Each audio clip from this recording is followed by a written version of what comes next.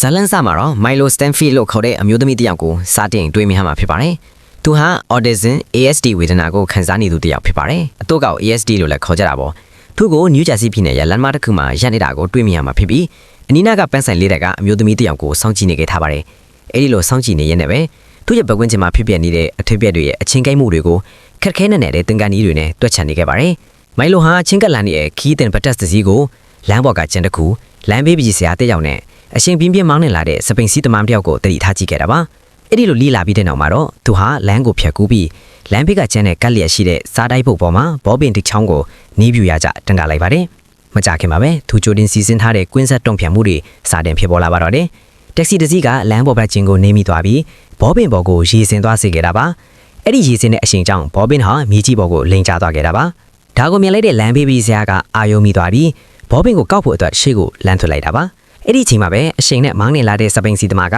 ဘီးဆရာကိုဝင်တိုက်မိပါတော့တယ်။အတိုက်ခံတဲ့အရှိန်ကြောင့်ဘီးဆရာကစတိုက်ဘိုးကိုတွားဆောင်ပြီးအနီးနားကတစ်ဖီဆိုင်ပေါ်ကိုလဲကျသွားခဲ့တာပါ။လမ်းပေါ်မှာရိုးရိုးထဲထဲတီးဖြစ်သွားပြီးဘတ်တစ်ဒရိုင်ဘာအပါဝင်လူအကုန်လုံးရဲ့အာယုံကအဲ့ဒီဘက်ကိုရောက်သွားခဲ့တာပါ။အချိုးဆက်အနေနဲ့ကတော့ဒရိုင်ဘာကမီနီသွားတာကိုတတိမထားမိပဲ